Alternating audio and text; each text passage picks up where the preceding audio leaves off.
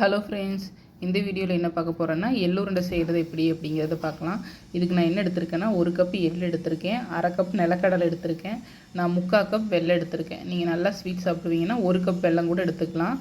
எள்ளையும் நிலக்கடலையும் நல்லா வறுத்து வச்சுருக்கேன். எல்லாம் நல்லா வாசம் வர வரைக்கும் வறுத்து வச்சுருக்கேன். நிலக்கடலையும் லைட்டாக வறுத்து தோல் நீக்கி வச்சுருக்கேன். இப்போ வந்து நம்ம நிலக்கடலையும் வெல்லத்தையும் மட்டும் மிக்சியில் போட்டு நல்லா அரைச்சிட்டு வந்துடலாம்.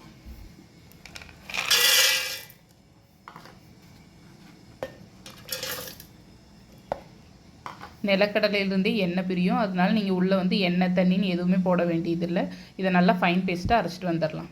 நிலக்கடலையும் வெல்லத்தையும் நல்லா போட்டு அரைச்சிட்டோம். அடுத்தது எள்ளை மிக்சியில் போட்டு அதே மாதிரி அரைச்சிட்டு வந்துடலாம். அரைச்ச எள்ளை ஏற்கனவே நம்ம அரைச்சி வச்சுருக்க நிலக்கடலை வெல்லத்தோடு போட்டு மிக்ஸ் பண்ணிக்கலாம்.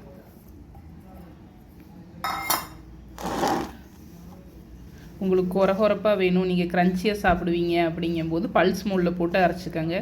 அதுவே உங்களுக்கு ரொம்ப சாஃப்டாக வேணும், வீட்டில் வயசானவங்களாம் இருக்காங்க, நல்லா சாஃப்டாக தான் சாப்பிடுவாங்கங்கும்போது நீங்கள் லைட்டாக எண்ணெய் பிரிகிற அளவுக்கு அரைச்சிங்கனாலே போதும். அப்போ தான் உங்களுக்கு வந்து உருண்டை பிடிக்க வரும். இதில் வந்து நம்ம நெய் எண்ணெய் எதுவுமே சேர்க்க வேண்டியது கிடையாது. இதை லைட்டாக எண்ணெய் பிரிகிற அளவுக்கு அரைச்சிட்டு அதை அப்படியே நீங்கள் உருண்டை பிடிச்சிங்கனாலே உருண்டை உங்களுக்கு கரெக்டாக வரும். சின்ன சின்ன உருண்டையாக பிடிச்சி எடுத்துக்கலாம். இப்போது நம்ம எள்ளுருண்டை ரெடி ஆயிடுச்சு. இந்த எள்ளுருண்டையை எப்படி ஸ்டோர் பண்ணுறது அப்படிங்கிறத பார்க்கலாம். இது வந்து ஃப்ரிட்ஜில் வைக்க வேண்டிய அவசியம் கிடையாது. நீங்கள் வெளியிலே வச்சுக்கலாம். 15 நாள் வரைக்கும் வச்சு யூஸ் பண்ணலாம். இப்போ இந்த எள்ளுருண்டையை யார் யாரெல்லாம் சாப்பிட்லாம் அப்படின்னு பார்த்துடலாம்.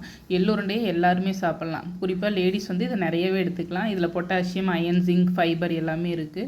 ஃபைபர் இருக்கிறதுனால வந்து உங்களுக்கு மலச்சிக்கல் ப்ராப்ளம் இருக்குது, பைல்ஸ் ப்ராப்ளம் இருக்குதுனாலும் நீங்கள் தாராளமாக இதை சாப்பிட்லாம். இதை யார் சாப்பிடக்கூடாதுன்னா நீங்கள் கன்சீவாக இருந்தீங்கன்னா மட்டும் உங்கள் டாக்டர் அட்வைஸ் கேட்டு எள் எடுத்துக்கோங்க. மற்றபடி எல்லாருமே சாப்பிட்லாம். இதை 15 நாள் வரைக்கும் நீங்கள் வெளியே வச்சு யூஸ் பண்ணலாம். Thank you.